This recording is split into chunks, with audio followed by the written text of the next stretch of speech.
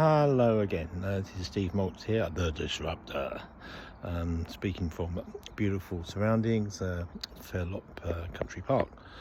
Anyway, today I'm going to talk to you a little bit more about Awake, simply because it's the main thing on my mind at the moment, the latest book. It's very much in with the theme of disruption. It's definitely a title that could lead the way.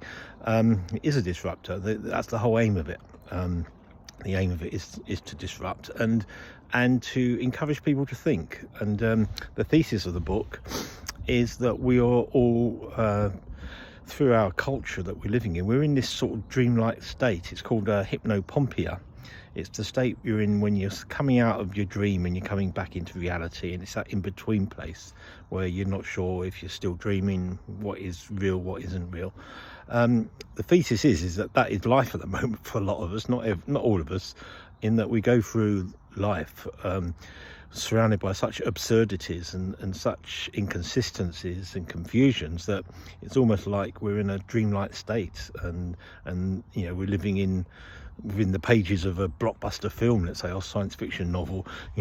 So the book is easy to read. Is that you could read it in an hour, maybe 90 minutes, and it takes you from where you are as to where you could be, and where you could be is a place where you're encouraged to find your purpose before it's too late. And that's the main point of the book, is that we all have a purpose, even if we're not talking about God and divine purposes, that even if your purpose is to do something, create a family or a business or something, we need to have a purpose. We need to have a legacy, of a life well lived, or at least lived, so that in future times, you're not just a blip in the great sea of humanity that's come before, but that you've made a contribution of some sort. And so the book is encouraging you to do that, and it analyzes society and shows where all this is coming from.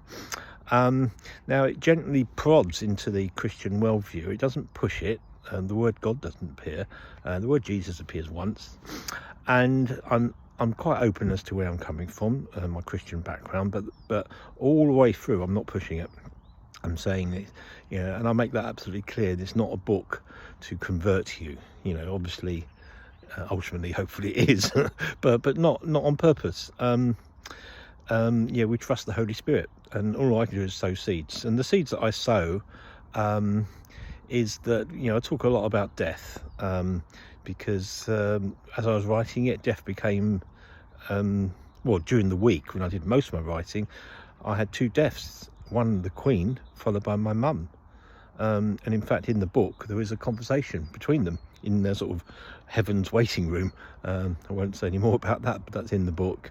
But it really made me think that, death is the great leveler, and and it's what you need to do before you die that's important. And I look at those who have given their lives as self-sacrifice, those during the war or during any war. I'll give a few examples from society where people have selflessly given their lives for others, and think, why would people do that? We don't know why, because none of them have come back from the dead. And then ... but someone did come back from the dead. And I say in the book, well, if say someone came back from the dead who's from modern times, we would be very, very cynical, and we would say, well, it's all a trickery, it's all deep fake or CGI and blah blah blah, fake news. But if I say that someone from 2,000 years ago, before our modern digital age, came back from the dead, and I describe it in one sentence, that what happens if this person who claimed to be God, lived this godly life, was horribly killed, then came back, and through his death and resurrection created the possibility of life for all. So that is thrown away as a sort of throwaway sentence near the end of the book, and then it says, I'll leave that hanging, and then it goes on to something else. And the point being is, it is relevant for me to have written that at that point. It's not relevant for me to expand on it, otherwise it will put the wind up people who are not ready to hear any more.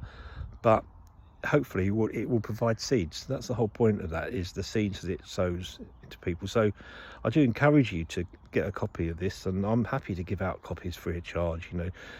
Give me a bit of postage and I'll send you a load out. Because I think people need to read it, and I think it's an easy enough read. In this age, people got very short attention spans, and if you give them something too much to read, they won't bother. But this is a small book. Read it in an hour. The print is very big. There's some nice sort of visual touches to it, and the cover is quite startling. If you think, this cover only has one word on it, and even that word you can't read properly. So this is disruptive. It's all part of the disruption. So Awake is out now. It's called Awake Finding Purpose. You can Google it, or you can search for it on Amazon, and Kindle and print on demand are both available now. But I should have copies in my own shop in a week or two, hopefully. Thinking a lot for that, and at the end of the day, it's up to what God does with it. I can just write these things. Marketing is not my forte, but I'm doing my bit this year. I've been encouraged by my chief nag, well, I won't give him the credit, to do a bit more marketing, and that's the purpose behind this. So I'll go on to something else next week, hopefully keep it as interesting as I can. So thank you for watching and listening, and see you again soon.